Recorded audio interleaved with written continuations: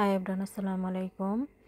আমি আজকে বাচ্চাদের জন্য বিকেলের নাস্তায় ক্রোসেন্ট বাসায় আছে, তারপরে একটু ক্রিম বানিয়ে নিলাম আর স্টোভের আগে থেকে কিনে নিয়ে আসলাম, ওইটা ফ্রিজে ছিল, ওগুলো কেটে নিয়ে এসেছি। এখন আমি ক্রোসেন্ট স্ট্রবেরি স্যান্ডউইচ বানাবো বাচ্চাদের জন্য, বিকেলের নাস্তা দেবো ওদের। আমি ক্রোসেন্টগুলো কেটে নিলাম আর এর ভিতরে এখন আমি পুর হিসেবে ক্রিমগুলো দিয়ে দিব।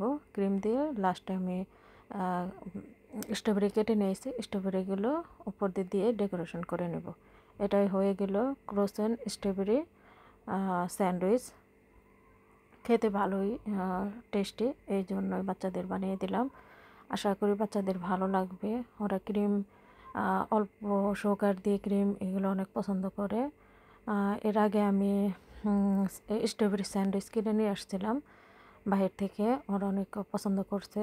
এই জন্য ভাবলাম বাসায় যখন সব কিছু আছে বানিয়ে দিই।